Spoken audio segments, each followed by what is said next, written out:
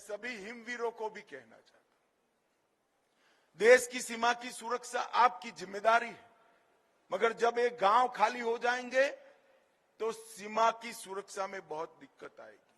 मोदी जी ने अंतिम से अंतिम गांव को पहला बनाकर यह लक्ष्य रखा है कि वो सिर्फ भौगोलिक रूप से पहला न हो, वो सुविधा की रूप से भी देश का प्रथम गांव बने।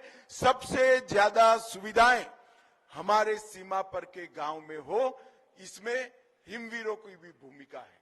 गृह मंत्रालय ने सभी डिस्ट्रिक्ट कलेक्टरों के साथ मैंने स्वयं मीटिंग की है और सूचना दी है कि जो सीमा सुरक्षा बल है, जो हमारे सीएपीएफ जहां काम करते हैं और ज्यादातर प्रथम चरण में आईटीबीपी काम करता है, इनको डेवलपमेंटल काम के नोडल एजेंसी के रूप में स्वीकार कर सारी सुविधाएं गांव में पहुंचे, इसकी चिंता करना। मैं आशा करता हूं कि आने वाले दिनों में 168 अनकनेक्टेड गांवों की सड़क जो बननी है, इसका डीपीआर भी बन चुका है। एक साल के अंदर ये सारे के सारे गांव सड़क से भी जुड़ेंगे, बिजली से भी जुड़ेंगे, दूर संचार से भी जुड़ेंगे और स्वास्थ्य सेवा भी हम इसकी परिपूर्ण कर पाएंगे, इसका मुझे विश्वास है।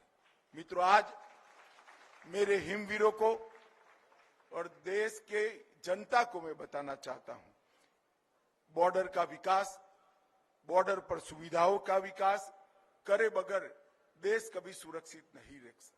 भारत चीन सीमा पर अनेक प्रकार की दिक्कतें थी। मैं सिर्फ एक आंकड़ा ही बताना चाहता हूं। 2014 के पहले एवरेज खर्च भारत चीन सीमा पर 4000 करोड़ रुपया सालाना होता था। अब 2022-23 में ये 9 साल में एवरेज खर्च 12,340 करोड़ रुपया हुआ है।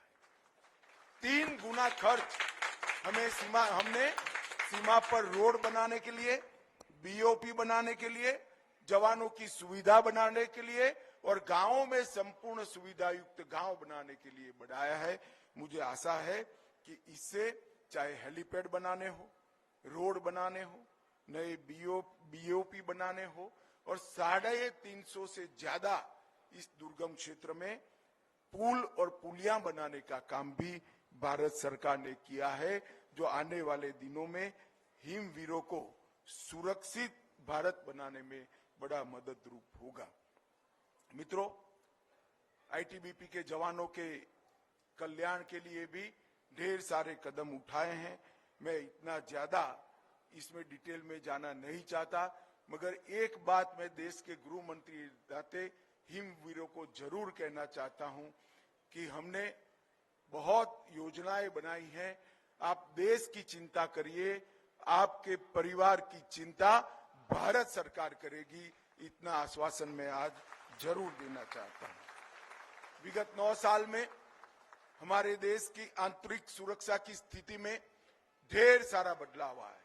इस देश में 3 हॉटस्पॉट माने जाते थे, कश्मीर, वामपंथी उग्रवादी क्षेत्र और नॉर्थ ईस्ट का हमारा क्षेत्र, उत्तर पूर्व का क्षेत्र। धारा 370 हटाने के बाद आज कश्मीर में आतंकवाद को पूर्णतया काबू में लेने में भारत को सफलता मिली है और कश्मीर पुलिस भी, जम्मू कश्मीर पुलिस भी आज ढंग से आतंकवाद का सामना कर रही है और आंकड़ों में, सभी प्रकार के आंकड़ों में और मृत्यु में भी 72% की गिरावट आई है।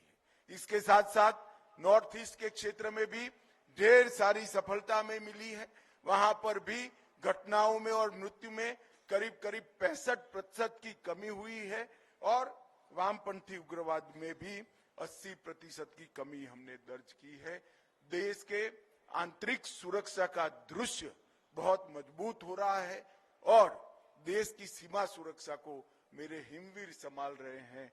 ये दोनों मिलाकर देश को पूर्ण रूप से सुरक्षित करने का काम हमारे नेता और देश के प्रधानमंत्री नरेंद्र मोदी जी के नेतृत्व में हो रहा है। भाइयों और बहनों, ये आजादी का अमृत वर्ष अभी अभी समाप्त हुआ है। आजादी के अमृत काल की शुरुआत है।